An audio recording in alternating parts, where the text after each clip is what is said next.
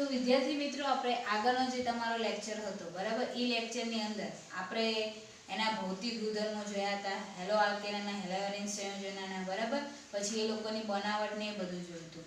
હવે આ લેક્ચરની અંદર આપણે તમારે હેલો આલ્કેન સંયોજનો અને હેલો એરિન સંયોજનો એની રાસાયણિક પ્રક્રિયા વિશે જોવાનું છે, એટલે કે એના રાસાયણિક ગુણધર્મો વિશે જોવાનું છે. તો સૌથી પહેલા આપણે સ્ટાર્ટ કરીએ હેલો આલ્કેન સંયોજનોની રાસાયણિક પ્રક્રિયા.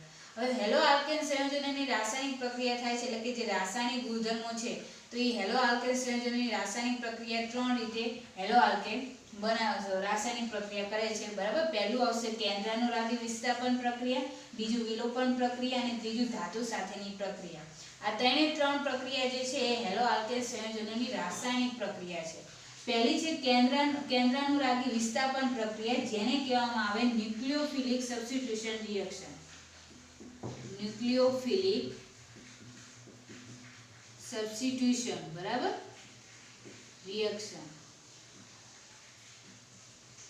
ન્યુક્લિયોફિલિક એટલે કે કેન્દ્રાનુરાગી, સબસ્ટિટ્યુશન એટલે કે વિસ્થાપન અને રિએક્શન એટલે કે પ્રક્રિયા. એટલે કેન્દ્રાનુરાગી વિસ્થાપન પ્રક્રિયાને ઇંગ્લિશમાં શું કહેવાય? ન્યુક્લિયોફિલિક સબસ્ટિટ્યુશન રિએક્શન.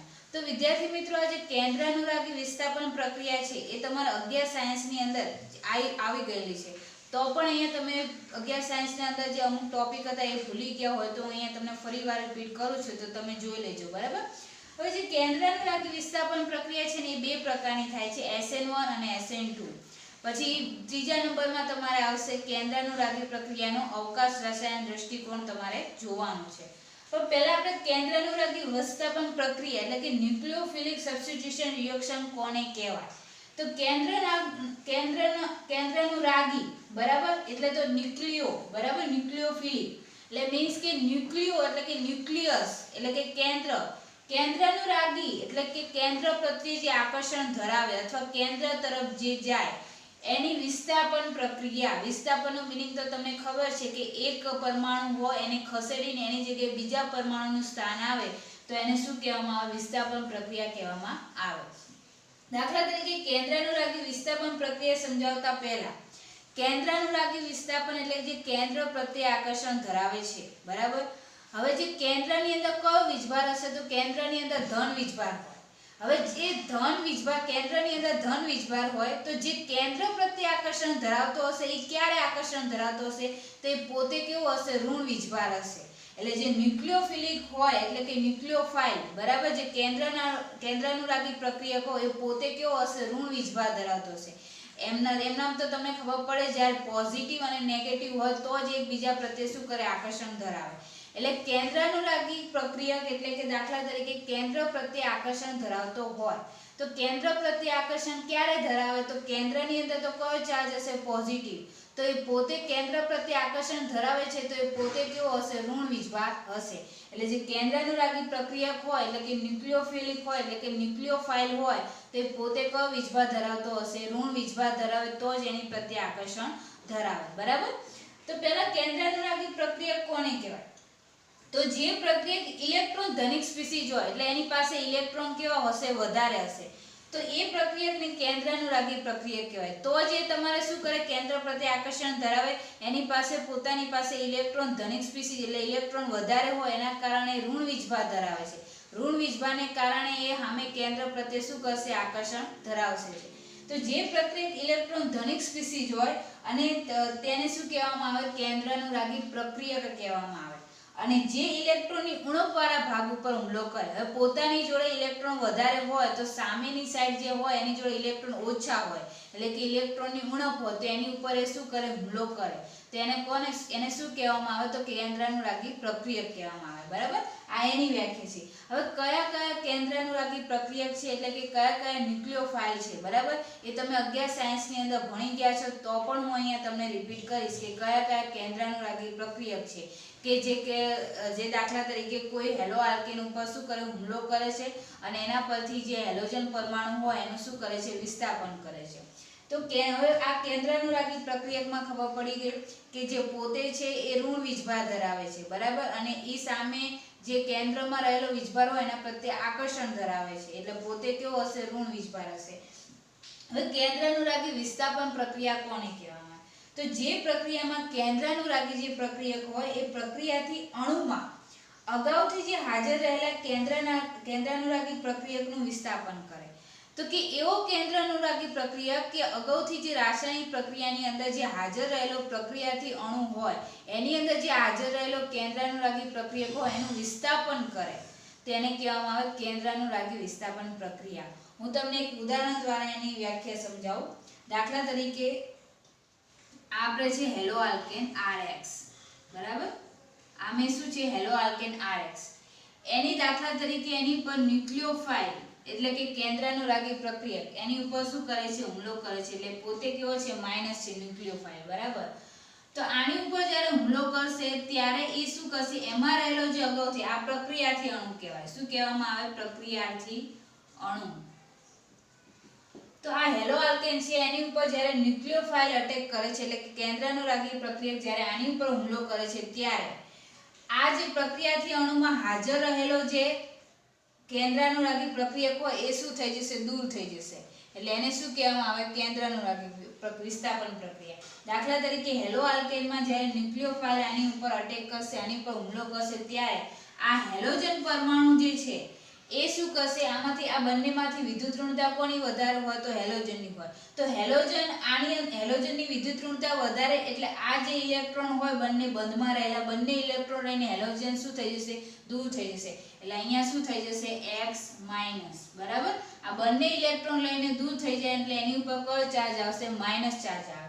અને એની જગ્યાએ જે ન્યુક્લિયોફાઇલ છે જે કેન્દ્રાનુરાગી પ્રક્રિયક છે એ આની સાથે શું કરશે? આની આલ્કેન સાથે કરીને શું કરશે? બંધ બનાવશે.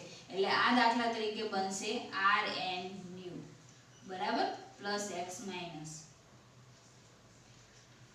તો વિદ્યાર્થી મિત્રો આ ખબર પડી ગઈ, બરાબર?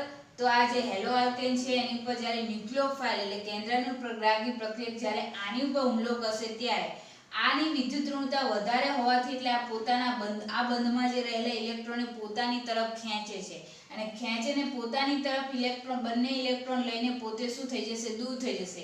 એટલે એની ઉપર આવશે X-. અને આ ન્યુક્લિયોફાઇલ એ શું કરશે? તો આલ્કેન સાથે જોડાઈ જશે અને આના જે ઇલેક્ટ્રોન હોય એની બંધ બનાવવામાં શું કરશે? ભાગ લેશે. એટલે એ બંને વચ્ચે બંધ બને. તો વિદ્યાર્થી મિત્રો આ હતી તમારી કેન્દ્રાનુરાગી વિસ્થાપન પ્રક્રિયા, બરાબર? એક આવ્યો અને બીજો શું થઈ ગયો? દૂર થઈ ગયો. હવે એની અંદર આપણે જોઈએ કેન્દ્રાનુરાગી વિસ્થાપન પ્રક્રિયા. એમાં હેલો આલ્કેનની કેન્દ્રાનુરાગી વિસ્થાપન પ્રક્રિયા કોને કહેવાય એના વિશે જોઈએ. પહેલા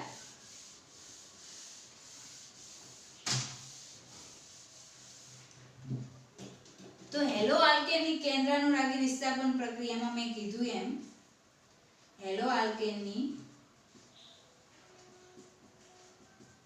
કેન્દ્રાનુરાગી વિસ્થાપન પ્રક્રિયા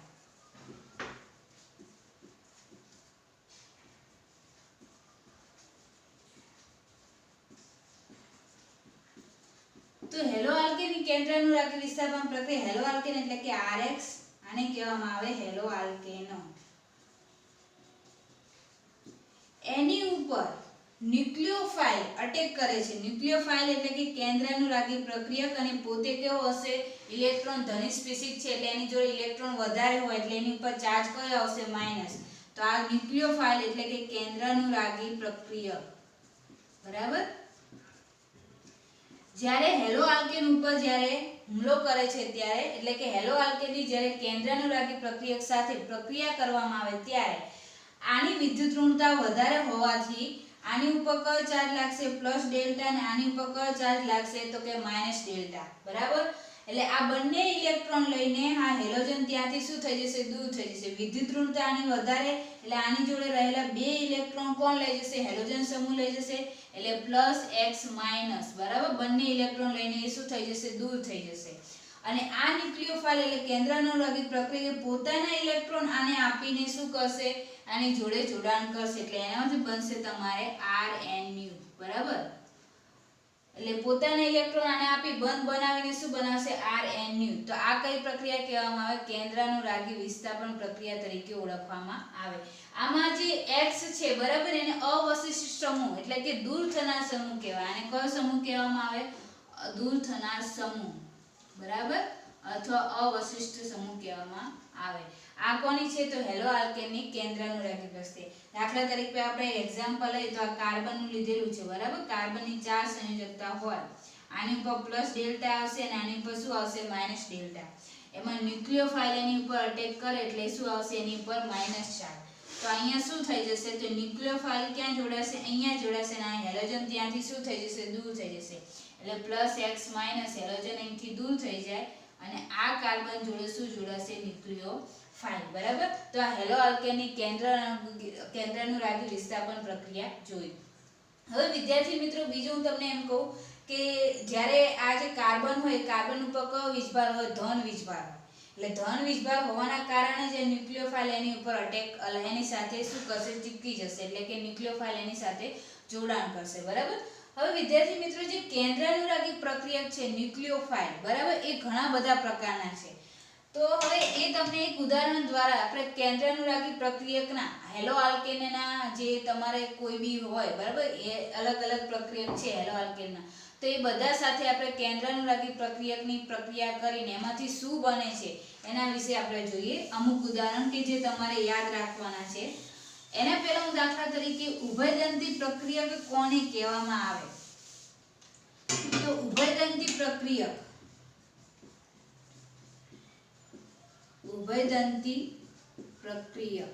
કોને કહેવાય. ઉભયદંતી પ્રક્રિયક એટલે એક એવો પ્રક્રિયક કે જે બે કેન્દ્રાનુરાગી પ્રક્રિયક ધરાવતો હોય. એવો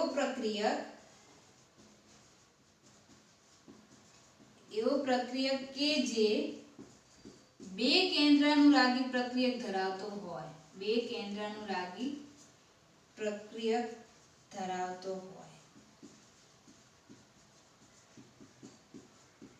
દાખલા તરીકે એક્ઝામ્પલ તરીકે સાયનાઇડ અને નાઇટ્રો સમૂહ. કયો સાયનાઇડ અને નાઇટ્રો સમૂહ.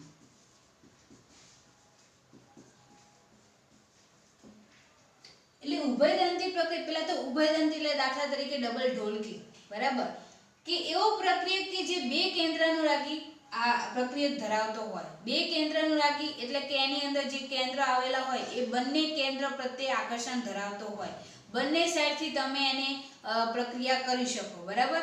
દાખલા તરીકે સાયનાઇડ અને નાઇટ્રો સમૂહ. સાયનાઇડ એટલે કયું આવશે CN અને નાઇટ્રો સમૂહ એટલે NO2 બરાબર. તો આપણે પેલા સાયનાઇડની વાત કરીએ તો સાયનાઇડ છે તો દાખલા તરીકે જ્યારે આની ઉપર હેલો આલ્કેનની જ્યારે તમે સાયનાઇડ સાથે પ્રક્રિયા કરશો તો એમાં જો કેન્દ્ર કાર્બન સાથે પ્રક્રિયા કરે અને નાઇટ્રોજન સાથે પણ પ્રક્રિયા કરી શકે. બંને બાજુ સાથે એ પ્રક્રિયા કરી શકે બરાબર.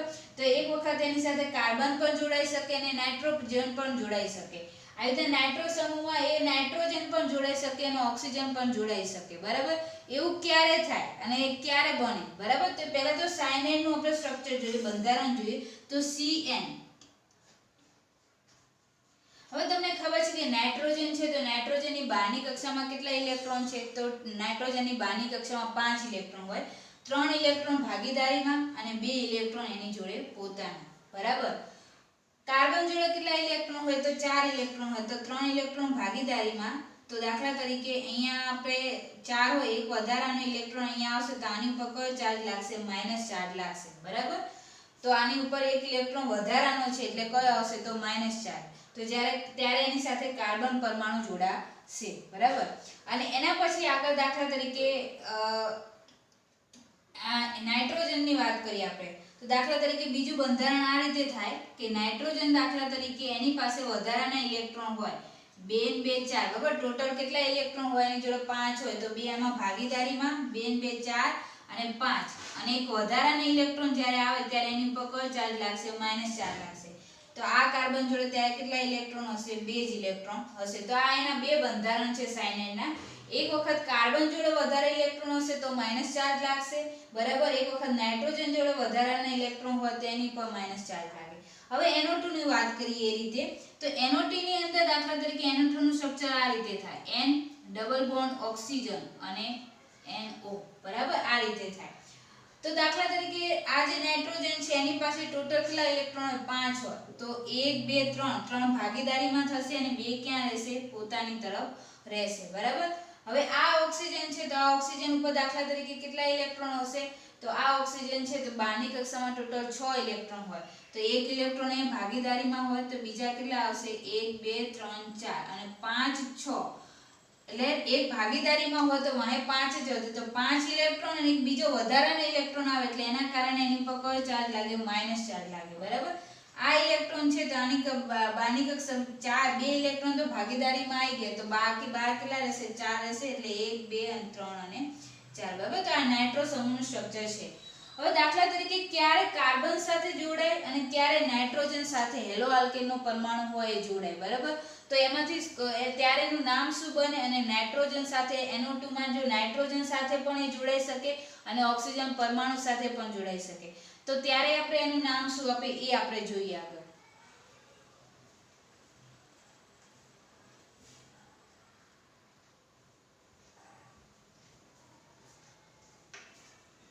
તો હવે જો વિદ્યાર્થી મિત્રો આ સ્ટ્રક્ચર આપણે બંને જોયા CN ના, બરાબર. આ પહેલું અને બીજું આ પહેલા સ્ટ્રક્ચર જોયેલું છે. હવે દાખલા તરીકે તમે જ્યારે હેલો આલ્કેની એટલે કે દાખલા તરીકે RX, બરાબર, હેલો આલ્કેન.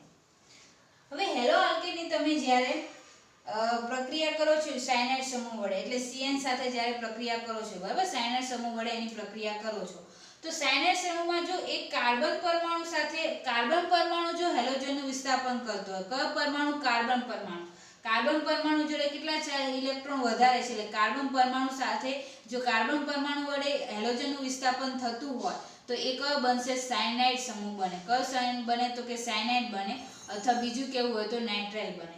હવે દાખલા તરીકે આપણે હેલો આલ્કેન છે તો હેલો આલ્કેનની તમે KCN અથવા NaCN વચ્ચે પ્રક્રિયા કરવામાં આવે, KCN અને NaCN બેમાંથી ગમે તે, બરાબર. હું અહીંયા ઉપરની સાઈડ લખું છું.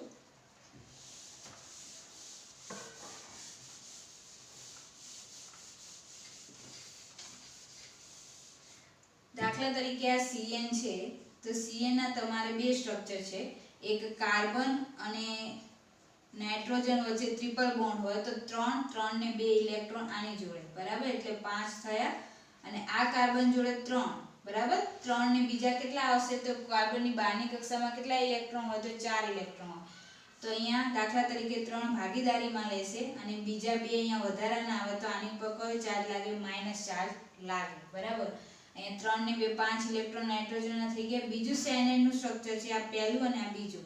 બીજાની અંદર દાખલા તરીકે બંને વચ્ચે ડબલ બોન્ડ હોય તો આ નાઇટ્રોજન પરમાણુ જોડે કેટલા ઇલેક્ટ્રોન હોય તો એની જોડે ટોટલ 5 હોય તો 2 આમાં ભાગીદારીમાં થાય તો બીજા 2 કયા આવશે અહીંયા, બરાબર, 2 એટલે ટોટલ 3 ને 2 ઇલેક્ટ્રોન એટલે ટોટલ 3 ઇલેક્ટ્રોન હોય, બરાબર, બહારની કક્ષામાં. તો એની અંદર તમારે 5 ઇલેક્ટ્રોન હોય બહારની કક્ષામાં તો 2 આની અંદર ભાગીદારીમાં ગયા તો બાકી કેટલા રહેશે તો 3 રહેશે, બરાબર. હવે એની અંદર તમારે દાખલા તરીકે આની જોડે તમારે 4 ઇલેક્ટ્રોન છે એટલે આની ઉપર કયો ચાર્જ આવશે માઈનસ ચાર્જ આવે, બરાબર. 2 ભાગીદારીમાં 3 ને એક વધારાનો ઇલેક્ટ્રોન આવે એટલે ઉપર કયો ચાર્જ લાગે માઈનસ ચાર્જ. અને આ કાર્બન જોડે કેટલા છે 2 છે, બરાબર, અને બીજા તમારે એની જોડે કેટલા રહેશે 2. તો આ બે સ્ટ્રક્ચર આવ્યા. તો પહેલા CN ની અને પછી આપણે NO2 ની વાત કરીએ, બરાબર. તો દાખલા તરીકે હેલો આલ્કેન છે, હેલો આલ્કેન એટલે કે RX, બરાબર. એનું દાખલા તરીકે તમારે સાયનાઇડ સમૂહ વડે જ્યારે ન્યુક્લિયોફાઇલ, હવે સાયનાઇડ સમૂહ આવ્યો કેમાંથી તો દાખલા તરીકે KCN અથવા NaCN, બરાબર, KCN અથવા NaCN, બરાબર. KCN અથવા NaCN તમે બંને જો તો KCN ઉપર પ્લસ ડેલ્ટા પ્લસ ચાર્જ આવે અને CN ઉપર માઈનસ આવે, એવી રીતે Na પ્લસ આવે અને CN ઉપર માઈનસ આવશે કારણ કે K પ્લસ અને Na પ્લસ બંને શું કરે છે ઇલેક્ટ્રોન ગુમાવે છે. તો ઇલેક્ટ્રોન ગુમાવે છે ત્યારે જે ઇલેક્ટ્રોન આપે છે કોને આપશે કાર્બનને આપશે એટલે એ કાર્બન ઉપર આ શું આવ્યો વધારાના ઇલેક્ટ્રોન આવ્યો. તો જ્યારે આ હેલો આલ્કેનમાં જ્યારે KCN અથવા NaCN વડે જ્યારે તમે KCN અથવા NaCN વડે જ્યારે પ્રક્રિયા કરવામાં આવે ત્યારે કાર્બન પરમાણુ જો હેલોજનનું વિસ્થાપન કરે, કયો પરમાણુ તો કાર્બન પરમાણુ શેનું વિસ્થાપન કરશે હેલોજનનું વિસ્થાપન કરશે. કેમ કાર્બન પરમાણુ હેલોજનનું વિસ્થાપન કરશે તો જે તમારો પ્રક્રિયક છે એમાં K+ કે Na+ ગમે તે હોય તે બધા ઈ શું કરશે ઇલેક્ટ્રોન ગુમાવે છે એટલે કાર્બન જોડે ઇલેક્ટ્રોન વધારે હોય એટલે ઇલેક્ટ્રોન જેની જોડે વધારે હોય ને એ જ શું કરશે તો એ જ હેલોજનનું વિસ્થાપન કરશે. તો આમાં કાર્બન જોડે ઇલેક્ટ્રોન વધારે છે એટલે તમારે અહીંયા શું બનશે RCN, બરાબર, RCN બને અને અહીંથી દૂર શું થઈ જશે તો -KX શું થઈ જશે દૂર થઈ જશે. તો આ કાર્બન સાથે પ્રક્રિયા કરી બરાબર હેલોજન પરમાણુ દૂર થયો અને એની જગ્યાએ કયો લાગ્યો તો કાર્બન પરમાણુ લાગ્યો બરાબર. Cn માંથી કાર્બન પરમાણુ સાથે જોડાણ થાય તો એને કહેવામાં આવે સાયનાઇડ અથવા બીજું કેવું હોય તો એને શું કહેવામાં આવે નાઇટ્રાઇલ તરીકે પણ ઓળખવામાં આવે બરાબર. હવે દાખલા તરીકે નાઇટ્રોજન પરમાણુ ક્યારે X સાથે નાઇટ્રોજન પરમાણુ ક્યારે હેલોજન પરમાણુનું વિસ્થાપન કરી શકે તો દાખલા તરીકે RX. જો તમે પ્રક્રિયક તરીકે તમે કયો લો તો પ્રક્રિયક તરીકે AgCN કયો લીધો મેં AgCN.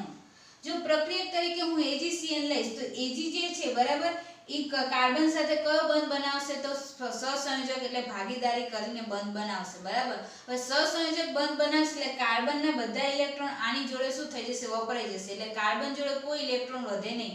તો હવે વધ્યા કોને તો કે નાઇટ્રોજન પરમાણુ હોય તો એના ઇલેક્ટ્રોન વધારે હોય તો એ નાઇટ્રોજન પરમાણુ શું કરશે આ હેલોજન પરમાણુને શું કરશે દૂર કરશે બરાબર. આ જે નાઇટ્રોજન પરમાણુ હોય તો એ હેલોજન પરમાણુ દૂર કરશે. તો એ વખતે આ જે સ્ટ્રક્ચર છે એ કામ લાગે કારણ કે નાઇટ્રોજન પરમાણુ જોડે વધારે ઇલેક્ટ્રોન રહેશે વધારાના કારણ કે કાર્બન જોડે તો શું કરશે સિલ્વર સાથેની ભાગીદારીમાં એ ઇલેક્ટ્રોન જતા રહે એટલે નાઇટ્રોજન પરમાણુ સાથે જ ઇલેક્ટ્રોન વધારે રહે તો એ સ્ટ્રક્ચર કઈ રીતે બને તો આ રીતે બને RNC બરાબર RNC. તો આને કહેવામાં આવે નાઇટ્રો આલ્કેન શું કહેવામાં આવે સોરી આઇસોસાયનાઇડ બરાબર. આને કહેવામાં આવે આઇસોસાયનાઇડ બરાબર. તો નિપજ તરીકે તમારે RNC બનશે જેને કહેવામાં આઇસોસાયનાઇડ તરીકે ઓળખવામાં આવે બરાબર.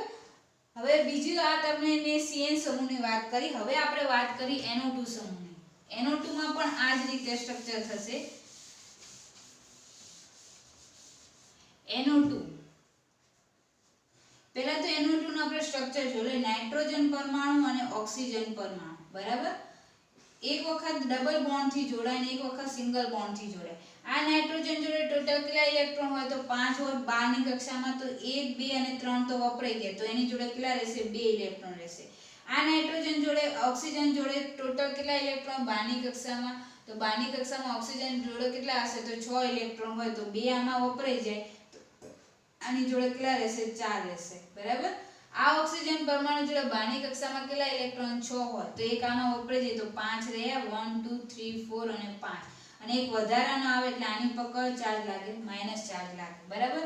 હવે આની અંદર દાખલા તરીકે હેલો આલ્કેનની આપણે જ્યારે NO2 સમૂહ કેન્દ્રાનુરાગી પ્રક્રિયક બરાબર એ ક્યાંથી આવે તો દાખલા તરીકે KNO2 કયો આવશે તો KNO2 ઓલાની જેવું જ છે. તો KNO2 માંથી NO2 જે છે K+ અને Na2- એમાં KNO2 માંથી જે NO2 છે એ ન્યુક્લિયોફાઇલ છે બરાબર. તમે ન્યુક્લિયોફાઇલ એટલે કેન્દ્રાનુરાગી પ્રક્રિયક એમાં જે નેગેટિવ ચાર્જ હોય એ જ કેન્દ્રાનુરાગી પ્રક્રિયક હોય. તો આ જે તમારી પ્રક્રિયક છે KNO2 એમાંથી જે કેન્દ્રાનુરાગી પ્રક્રિયક કયો આવશે NO2. તો હવે દાખલા તરીકે મેં આગળના ઓલામાં પણ કીધું હતું KNO2 અથવા બીજું લેવું હોય તો NaNO2 બરાબર. હવે KNO2 કે Na2 બંને શું કરશે ઇલેક્ટ્રોન ગુમાવે છે એટલે આની જોડે કોની જોડે ઇલેક્ટ્રોન વધારે હશે એ વખતે તો બે ઇલેક્ટ્રોન ગુમાવશે તો એ વખતે ઇલેક્ટ્રોન કોની જોડે વધારે હશે ઓક્સિજન જોડે ઇલેક્ટ્રોન કેવા હોય વધારે હોય બરાબર. તો ઓક્સિજન જોડે વધારે ઇલેક્ટ્રોન હોય તો અહીંયા જે દાખલ થશે એ કયો આવશે RO અને NO બરાબર. આ રીતે દાખલ થશે RONO એટલે જે આ ઓક્સિજન પરમાણુ છે એ શું કરશે હેલોજન પરમાણુને શું કરી દેશે દૂર કરી દેશે અને હેલોજન પરમાણુને દૂર કરી એની જગ્યાએ કયો જોડાશે ઓક્સિજન પરમાણુ જોડાશે તો ONO જોડાય બરાબર.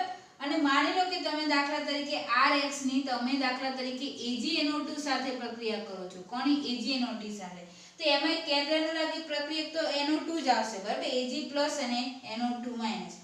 પણ એની વખતે જ્યારે Ag છે બરાબર Ag સિલ્વર તો સિલ્વર એ છે ઓક્સિજન સાથે શું કરશે સહસંયોજક બંધ બનાવે એટલે ઓક્સિજન જોડે પરમાણુ રહેતા નથી તો એ વખતે કોની સાથે પ્રક્રિયા કરશે નાઇટ્રોજન સાથે પ્રક્રિયા કરશે એટલે નાઇટ્રોજન જોડે કેવો વધારે ઇલેક્ટ્રોન હોય તો એ વખતે હેલોજન પરમાણુ દૂર થશે અને એની જોડે કયો જોડાશે તો કે આ નાઇટ્રોજન એની સાથે જોડાશે બરાબર એટલે RNO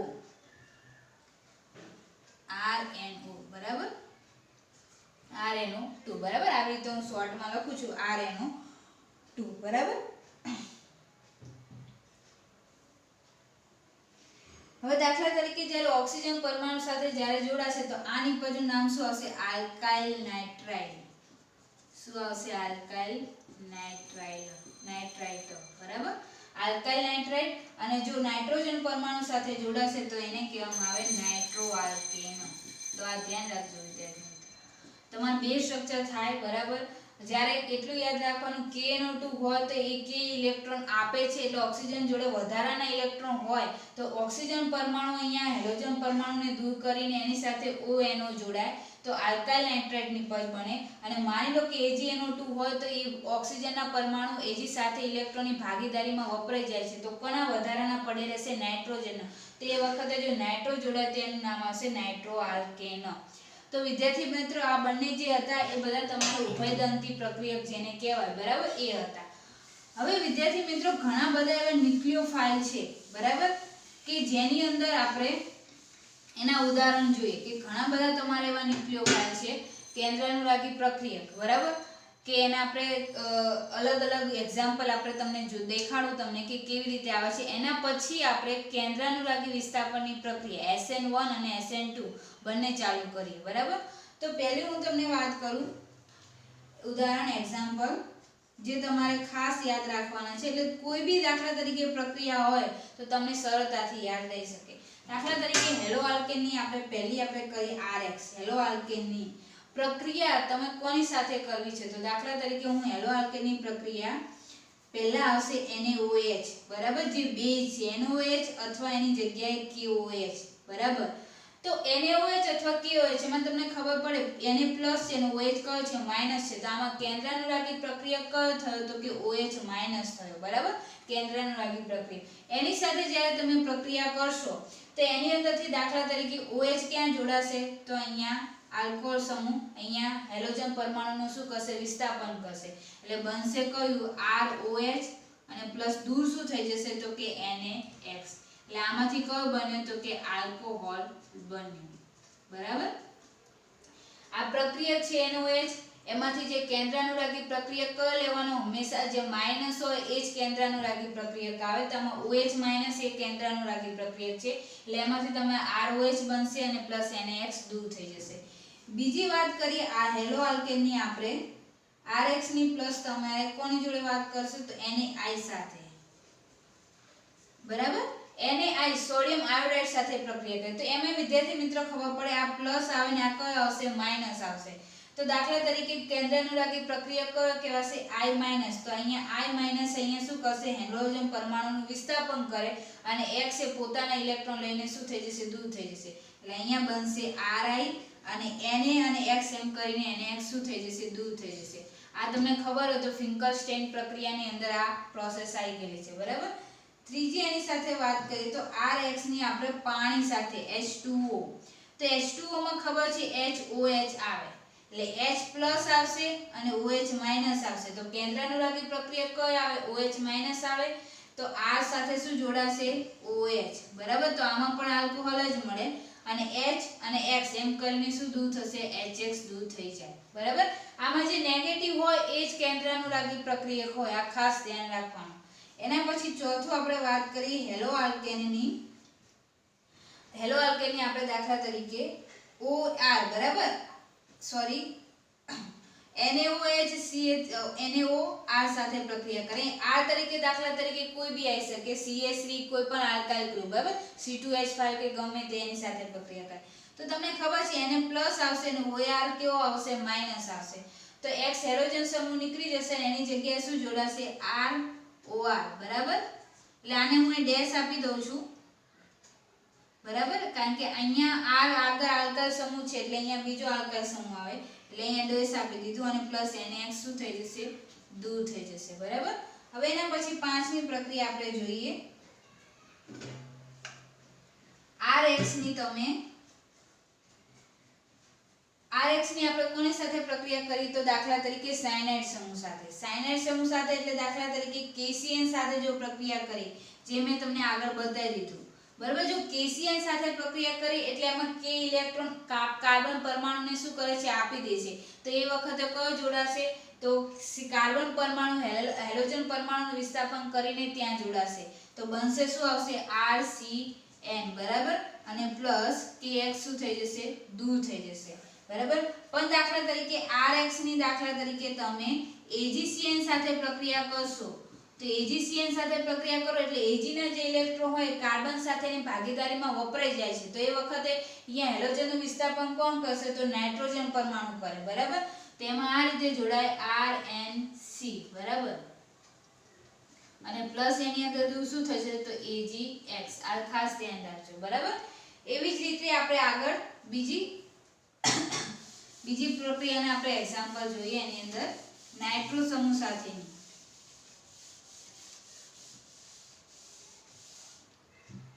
સાતમી પ્રક્રિયા નાઇટ્રો સમૂહ સાથેની RX ની KNO2 સાથે અથવા NNO2 બેમાંથી ગમે તે. તો આની અંદર ખબર છે કે k ઇલેક્ટ્રોન શું કરશે, આપશે એટલે આયનીય બંધ બને છે એટલે ઓક્સિજન પરમાણુ સાથે એની ઓક્સિજન પરમાણુ જોડે ઇલેક્ટ્રોન કેવા હશે, વધારે. તો અહીંયા હેલો આલ્કેન કોની સાથે પ્રક્રિયા કરશે, ઓક્સિજન પરમાણુ સાથે, એટલે હેલોજનનું વિસ્થાપન થાય. તેમાં શું હશે, આ રીતે જોડાય RON ડબલ બોન્ડ O, બરાબર. અને પ્લસ શું થશે, KX દૂર થઈ જાય, બરાબર. પણ ઈ જ માની લો કે હેલો આલ્કેન છે એની તમે દાખલા તરીકે કોની સાથે પ્રક્રિયા કરો, AgNO2 સાથે. મેં આગળ સમજાવી દીધું કે AgNO2 સાથે પ્રક્રિયા કરો છો તો એમાં સિલ્વર અને ઓક્સિજન બંને વચ્ચે ઇલેક્ટ્રોનની ભાગીદારી કરીને બંધ બને, તો ઓક્સિજન જોડે ઇલેક્ટ્રોન હોતા નથી. તો એ વખતે નાઇટ્રોજન પરમાણુ હોય એ જ હેલોજન પરમાણુ વિસ્થાપન કરે. તો એ વખતે શું બને, RNO2 અને પ્લસ AgX શું થઈ જશે, દૂર થઈ જશે, બરાબર. પછી 9મી દાખલા તરીકે આપણે હેલો આલ્કેનની એમોનિયા સાથે પ્રક્રિયા કરી, NH3 સાથે. NH3 સાથે પ્રક્રિયા કરી એમાં એક H+ હોય, બરાબર. દાખલા તરીકે NH2 નું સ્ટ્રક્ચર આ રીતે લખો, NH2 અને H+. તો એમાં H+ પોઝિટિવ હોય ને NH2 કેવો હશે, માઈનસ હશે, કારણ કે એમાં નાઇટ્રોજનની વિદ્યુત ઋણતા વધારે હોય. તો એમાં કેન્દ્રાનુરાગી પ્રક્રિયક કયો થયો, તો NH2 થયો.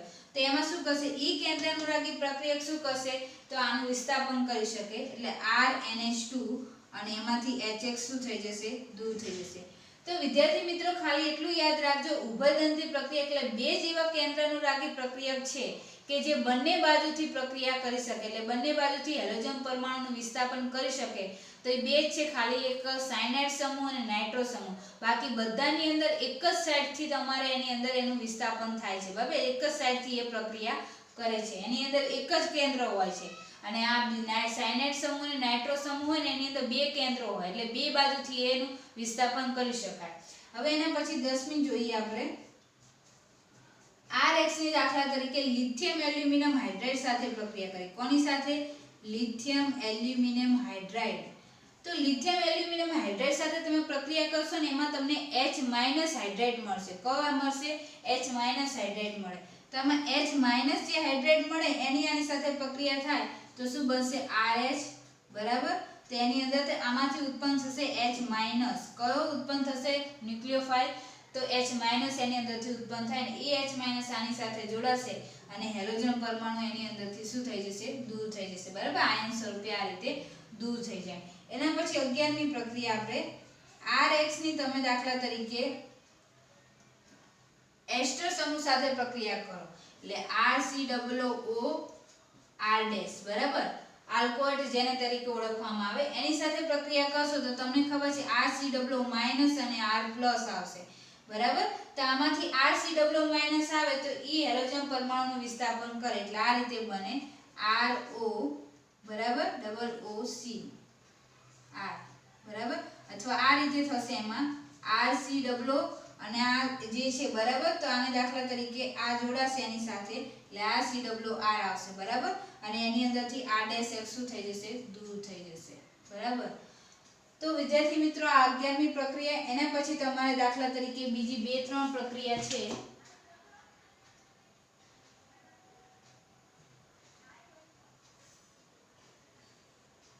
એક એની આવશે તમારે મેટલ સાથેની પ્રક્રિયા, બરાબર. જે ખાસ તમારે જોવાની છે RX ની તમારે મેટલ સાથેની પ્રક્રિયા. મેટલ સાથેની પ્રક્રિયા એટલે દાખલા તરીકે એમાં કેન્દ્રાનુરાગી પ્રક્રિયક R- અને M+.